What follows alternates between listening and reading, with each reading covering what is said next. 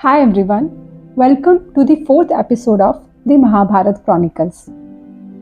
In the last episode, we spoke about how Devavrat chose his father's happiness and took a vow that got him the name Bhishma. We also now know that Devavrat and his seven siblings were celestial beings. But which celestial beings? Who cursed them and why? So let's get answer to these. The eight celestial beings were actually deities known as Vasus. Vasus are associated with elements of earth, fire, water, wind, sun, sky, moon, and star. So the story goes as once these Vasus were having a picnic with their wives when one of their wives saw a very beautiful cow grazing. She wanted her husband to get the cow for her, but her husband was reluctant as the cow belonged to a powerful sage, Rishi Vashisht. But the wife kept insisting, so eventually her husband relented, and he and other seven Vasus caught the cow and took it home.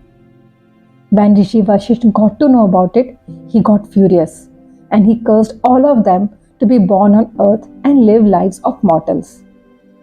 The Vasus were scared. They begged Rishi Vashisht for forgiveness. Rishi Vashisht softened his curse, and he said the seven who just helped with the theft could be free after a short life on earth. But the one who actually caught the cow will have to pay price for his bigger role in the crime. The eight of them then approached Ganga and requested her to be their earthly mother and kill them immediately after birth so that they only live a very short time on earth and be back to heaven.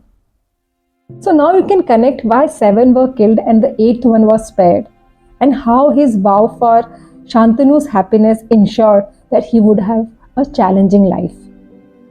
Ironically, Shantanu was not the first one in his dynasty whose son sacrificed his future for his father.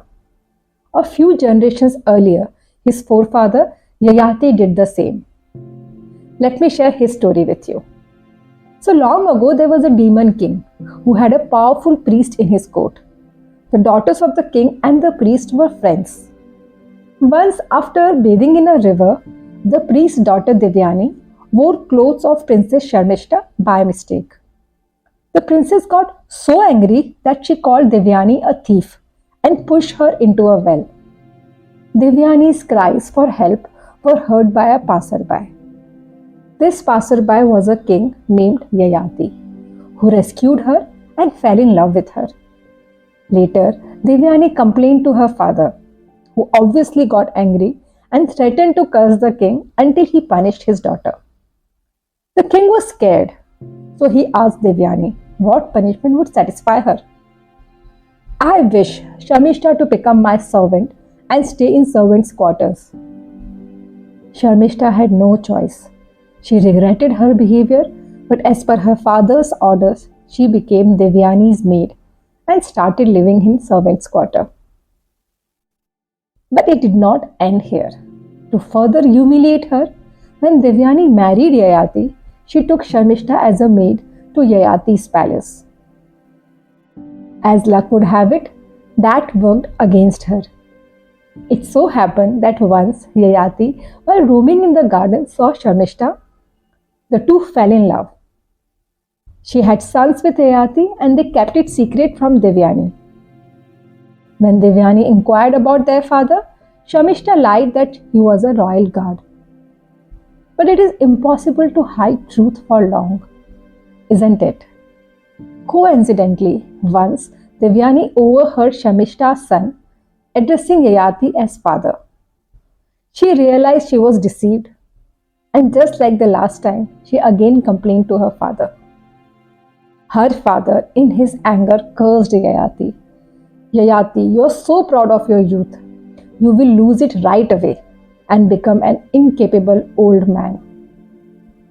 But as usual, things said in anger are not well thought out. The curse affected Yayati, but also his daughter. Because of the curse, a young Devyani had to live with an old man. But spoken words cannot be taken back. Her father realized his mistake and advised a way out. Yayati, you will be free from the curse if any son of yours bears this curse in your place. Yayati was desperate to get his youth back, so he requested his eldest son, but he refused. He had 5 sons, all declined, except his youngest son Puru, who took the burden of curse on him, and thus Yayati became young again. Ironically, after years of enjoying his youth, Yayati realized that happiness was fragile. His desires and his passions started to feel trivial to him. He took the curse back from Puru, and Puru became young again. Instead of his eldest son, he declared Puru as his successor as a reward for his sacrifice. After that, Yayati renounced worldliness and retired to the forest. Puru ascended the throne and was resented by his eldest brother. It is like history was repeating itself with Shantanu and Devavrat, but in a twisted way. Coming back to Shantanu and Satyavati. Shantanu had not expected that Devavrat would go to that extent for his happiness.